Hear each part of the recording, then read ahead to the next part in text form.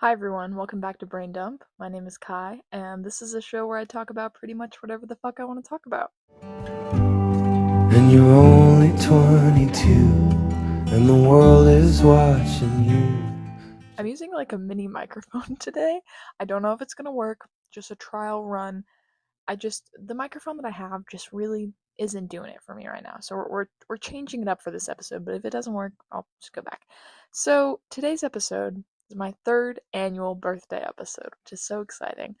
Um, Today I'm going to be doing 22 things that I've learned in 22 years because I turn 22 tomorrow. It is currently November 14th, and uh, I'm really excited for my birthday this year, TBH.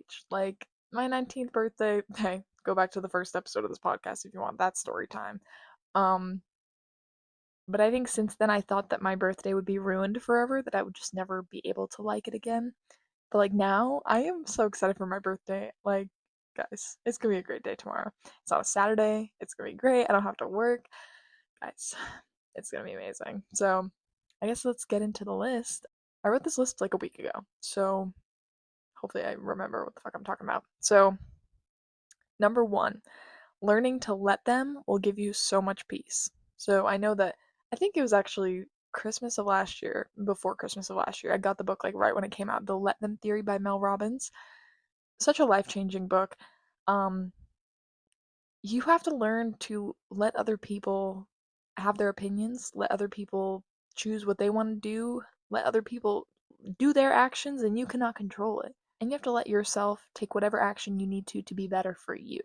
And don't always rely on other people for your own emotions, because for a long time, I just let people dictate whatever I felt and whatever I thought, and it was not a good way of living, and it was just basically me having zero self-respect, and it's just not fun. And I think I'm so much more of a confident person now that that's easier to let them. It's so much easier to just let them do what the hell they need to do for them, because at the end of the day we are all at the center of our own existence, and you can't control other people all the time. You can't control other people, period. Like, you can only control what you do and your response to things. And I think that's a really important life lesson that I've learned definitely in the past few years in particular. But yeah.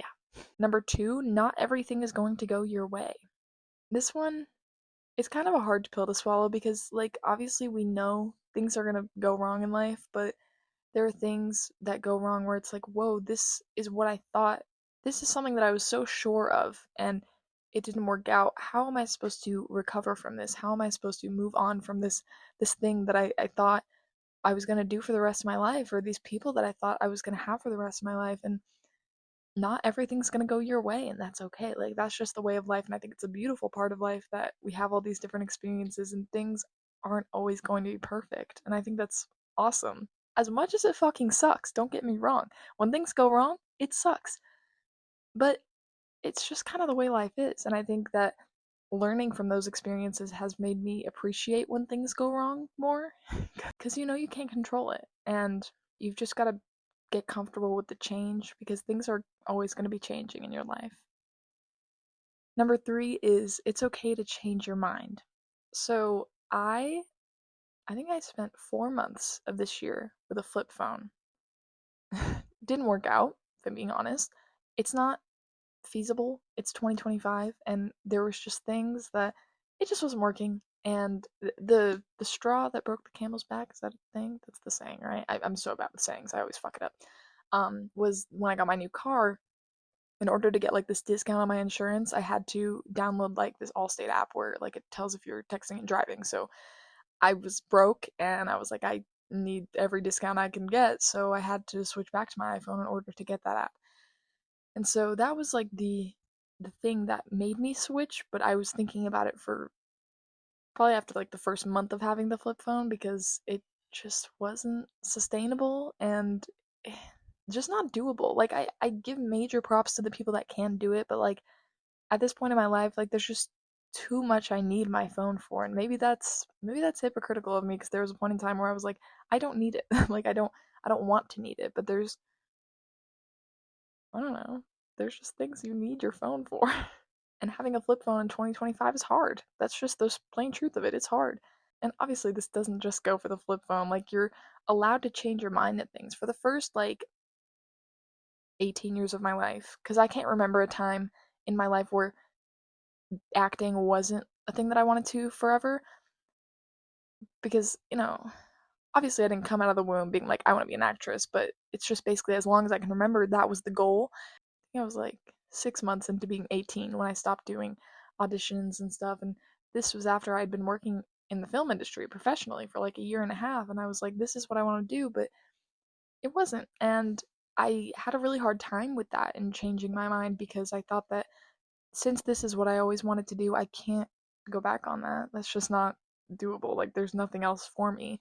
But I think that the past few years, I've truly found what I enjoy doing. And obviously, I don't really have everything figured out, but I think I have a better idea of my future and like what I genuinely enjoy doing rather than what I think that everyone else wants me to do. Because I think that I really stopped liking acting probably a year before I stopped auditioning, and I just kept on doing it because it's what everyone was expecting of me. Because that's Kai. Kai acts. Kai's going to do acting for life, and it's like that was a really hard decision to stop auditioning and just stop doing that as a whole because it was my life for a really long time, and saying goodbye to that was really hard, but I think it's one of the best decisions I've ever made because it made room for me to be able to do some other things that I enjoy because I don't not enjoy performing.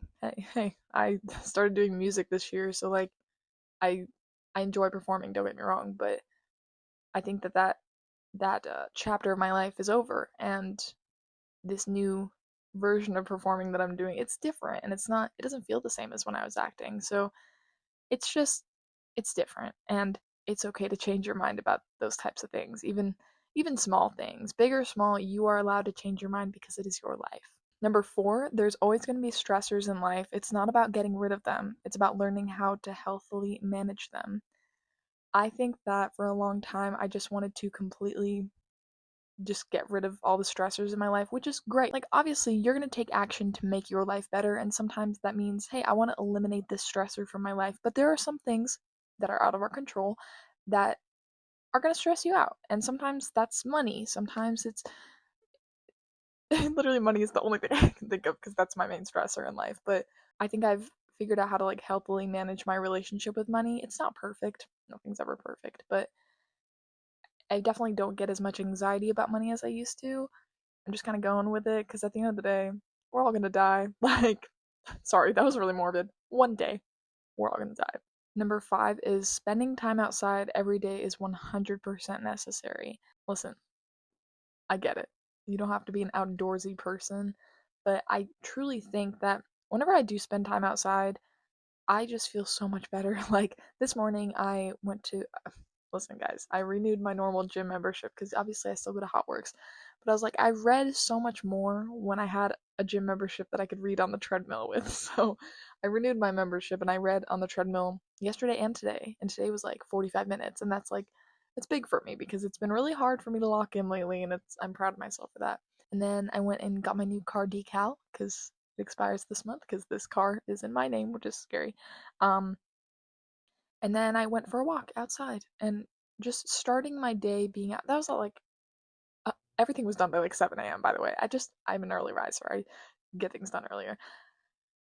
I just love being outside. And how does that work? What kind of chemicals are being released in my brain that is making me so happy from being outside? Even when it's like 30 degrees out, like it was this morning, it was a little bit miserable, but not as bad as I thought it was. Because, you just get to put on your headphones or just raw dog it. No headphones, no phone, just walk, which is something I've been trying to do lately because I'm constantly stimulating myself by listening to podcasts and music, and like sometimes you just need to like be, and that's hard for me, but I don't know, this morning I was just listening to my podcast, not my podcast. I was listening to the Two Hot Takes podcast, which is it's just so fucking great. And it was just peaceful, just being alone. I love people, but also being alone is I think spending time by myself is a necessity for me as well. That's something that I've also learned this year. Not even this year, just from my experience back in 2023. I enjoy being independent and I do love people, but there are times where I just need to be alone and I enjoy those times. Number 6, it's okay to disagree with someone and it doesn't always have to turn into an argument. I feel like with the state of the world right now, especially, we are constantly arguing with people that don't agree with us, and it can become an unenjoyable way of living life, just having to argue with literally everyone. And there are so many people whose morals don't align with me that I just don't engage with because it's not worth it. You're not going to change their minds. Like, people are going to believe what they want to believe, and I've learned that I can't change people's minds. That's something that I learned in 2023, that people are going to believe what they want, and I cannot do anything to control that. I have to let them think what they want. And that may be fucking painful sometimes because you look at them and you're like, how the fuck can you think like that? Don't even get me started. How can you think like that? But you can't change how they think because that's them and you are you, and you need to just control what is in your control, which is not what they think. Number 7, recognize when you're wrong and learn from it, and then move on from it. Don't dwell. I think that I I spent a good majority of my life thinking about my mistakes, and like, you know, a big one was back in 2023 when I just kept on fucking up, it felt like. But I think that I blamed myself for a lot of my childhood, and I was a child, I was being abused. It's not my fault, I know that now. But I think that there were like little things where it's like, oh, I did this, and maybe that prompted him to like yell at me and call me a piece of garbage. No, I was a child and I was getting called a piece of garbage. That's not my fault. But I think that I just put the blame on myself for so long, and that's just not enjoyable. And it's nice to recognize that you're not always the problem, but it's also nice to recognize when you are the problem and be able to acknowledge that and apologize for it and mean it. Number 8, take videos, pictures, journal, document your life. I love videos. More than anything, I love videos. I love a picture, don't get me wrong, I love journaling, but I think videos just capture the moment in a way that obviously pictures can't. And I wish that I don't know. It's not that I want to be a videographer, but I just love taking videos and like I want to do something with that. And I just think it's so fun and just being able to capture these moments and being able to look back on those memories, but it's just such a special thing and I love it. And I don't know, just it brings me a lot of serotonin just being able to reminisce on past things, but not in the sense of like, oh, I wish I could go back to that, just in the sense of, oh, that is such a great memory and I'm so happy that I have it on film, you know? Number 9, simple things like coloring or word search puzzles or crosswords really help me when I'm having a hard day.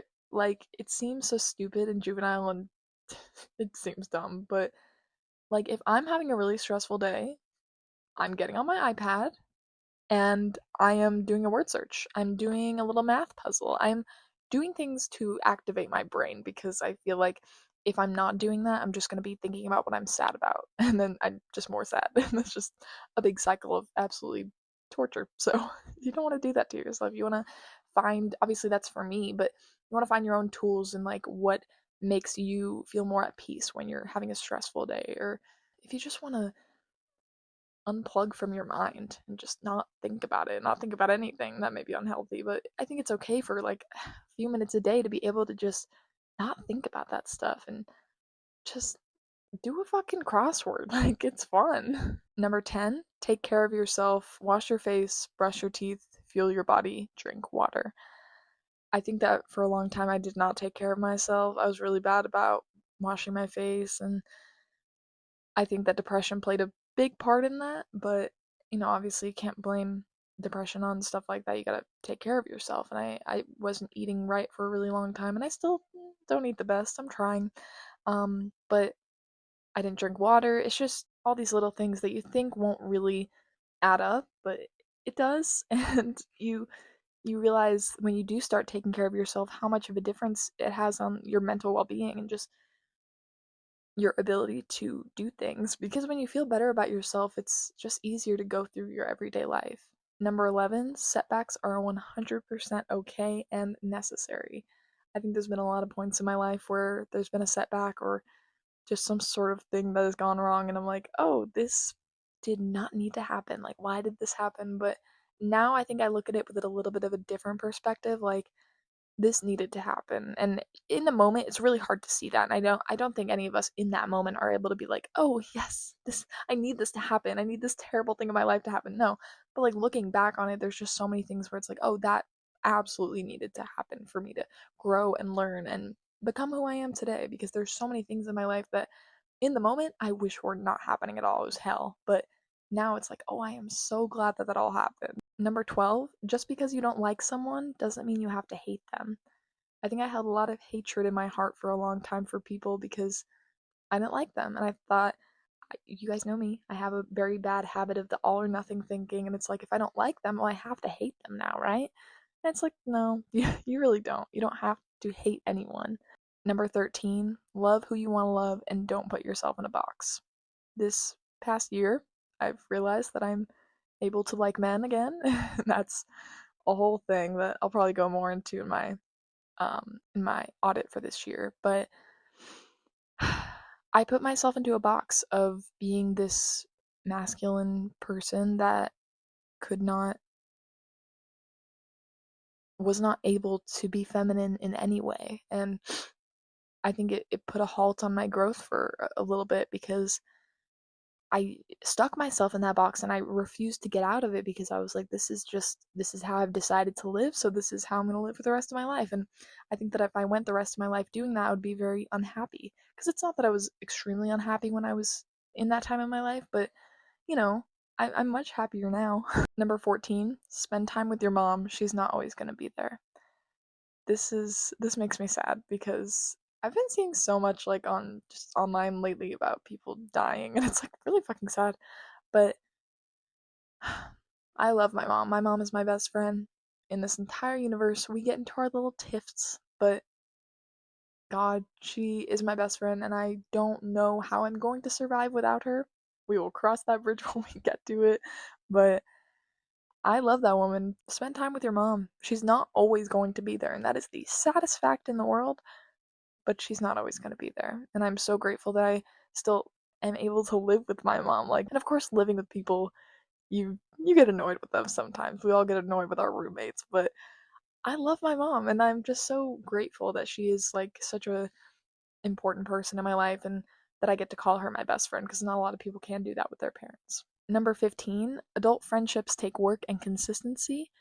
I think that when you're a kid, it's not so hard to maintain friendships, and when you're an adult, things aren't really handed to you on a platter. Like when you're young and you're in school, like you spend like 12 years with pretty much the same kids unless you're moving around a lot. But for like, my elementary, middle, high school years, I spent it with most of the same kids. And then all of a sudden you're kind of just let out into the world and it's like, whoa, I don't I don't see these same people every day. I kind of have to figure it out on my own.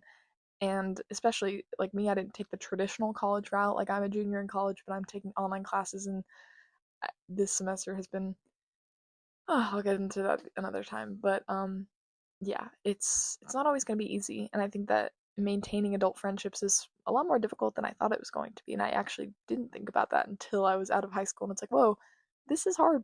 Number 16, every single thing that you go through is an opportunity to grow. And I feel like that one just kind of says it all. Number 17, be truthful. Lying always makes things way more complicated than it needs to be. This is something that I've had to learn the hard way. I think a lot of us probably have, but I used to just lie a lot. Like TBH, I lied a lot, and I don't know, I don't know why. In the moment, I was like, "Oh, this is what's best for me," but just be truthful. I know it's hard. I know it's hard.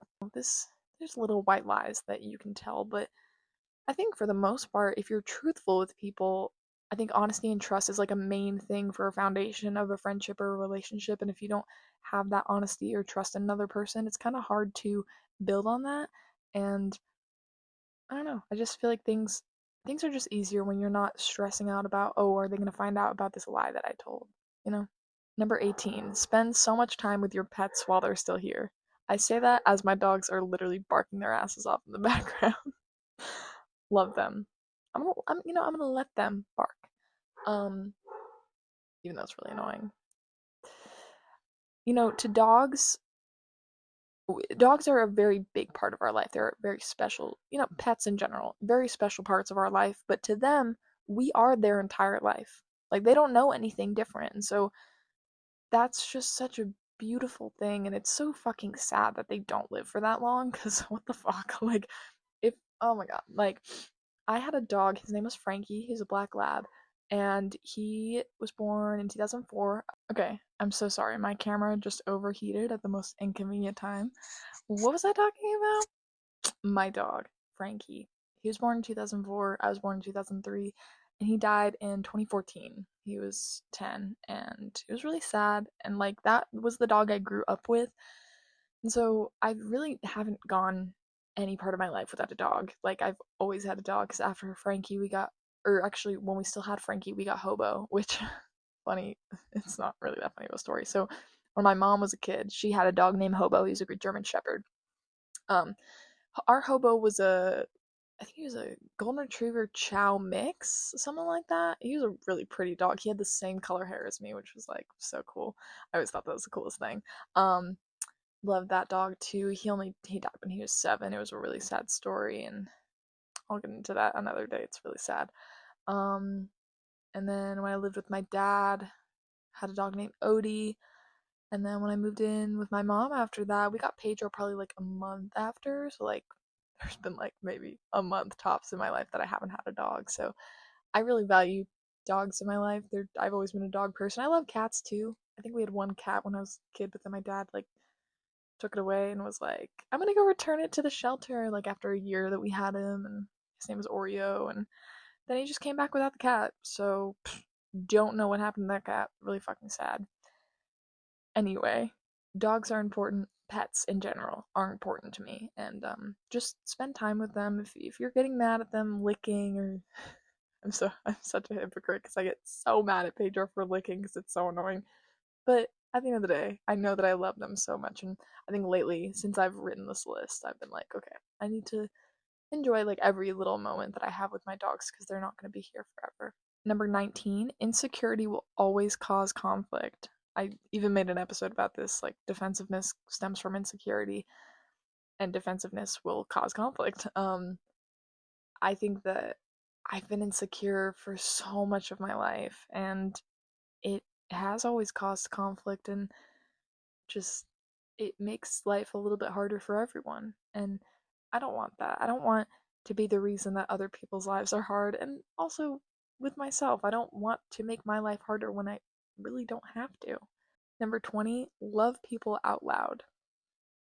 I was in a relationship where I had to hide it, and I did a lot of wrongdoings in that relationship. I was very irresponsible. It was stupid. It was a stupid I made a lot of stupid choices, and a big reason that it had to be hidden was because of me. And it was dumb, and I am 100% able to recognize that now. But it feels so good to be able to love my boyfriend out loud. And like, I'm just so out and proud about it. Like, yes, my boyfriend is amazing, and I love him, and I love posting little pictures of him because I just love what we have, and I love just loving out loud. It's great, and it's so fulfilling, and yeah. So um number 21, you have so much to live for. When I was 19 and I wanted to kill myself, I thought that I had nothing to live for, and I thought that, wow, I'm probably not even going to make it to 25 if I'm being honest with myself. I vividly remember thinking that to myself. I was like, I'll probably not even make it through my 20s, and here I am about to be 22, and I am so happy that I'm here, and I know that I have so much to live for, and it's just, if I could tell my past self now how much I've grown and what kind of person I've turned into, she would be so proud. She would be so proud, and that's very fulfilling in my mind. And number 22, use your creative outlets. I know that not all of us are like artistic, but everyone has their own creative outlet. And for me this year, I started open mic night in March, and performing this year has kind of changed my life. And it's been great, and I've met so many cool people, and it's made me so happy, and I love it so much, and I'm glad that I've learned that about myself, that these creative outlets do make me happy, and that's something that I want to continue doing in order to maintain that happiness, because it's something that I'm good at, and it's something that people enjoy watching me do, and I appreciate that. And writing songs, oh my god, so therapeutic, so therapeutic. I just love it. So, yeah, those were 22 things that I've learned in 22 years. So I hope you enjoyed my little list. Um, I guess we'll get on to songs of the week. Or no, book of the week. Book of the week is called The Near Witch by V.E. Schwab. I read the book, what's it called? The Invisible Life of Addie LaRue. I think that was like over a year ago that I read that. Such a great book, one of my favorite books of all time, and that's by V.E. Schwab. And I was like, you know what? Let me try to get back in my reading jam. I've been saying that the past few months. Let me get back into reading. No, like low key, I'm locked in on this book. Um, so I've been reading that, and it's really good. Songs of the week. Okay, guys, I'm obsessed with Audrey Hobart. Is that how you say her name? Hobart? I don't know. She has an album called Who's the Clown. So good. It came out in August, but I only discovered it probably like 3 weeks ago, maybe more, maybe like a month ago, because I haven't made an episode in like a month. Sorry about it, guys. Sorry, I've been a little crazy busy. Not really. I've just been lazy. So these are the songs of the week. The following three are by Audrey Hobart: "Sue Me," "Shooting Star," and "Wet Hair." Top notch songs from that album, and also "Bowling Alley," but that was in the last episode. "Come as You Are" by Nirvana, "Some Nights" by Fun, "Crazy" by Aerosmith, "Writings on the Wall" by Role Model. I really like Role Model too. Like I'm kind of getting into it. "Mind Over Matter" reprised by Young the Giant, "Secrets from a Girl Who's Seen It All" by Lorde, and "Dominoes" by Lorde. So yeah, next time you see me, I'm gonna be 22 years old. Ah, that's so exciting. So yeah, thanks for listening and watching. If you are, I really appreciate it. And you know, this is my third year of doing an episode like this, and we're coming on almost 2.5 years into this podcast. But I fucking love doing this, and I appreciate you guys. Even though not a lot of people listen, this is mainly for me and documenting things. So yeah, thank you for being here. I love you, and remember that you're loved, valued, and appreciated in this world. So bye.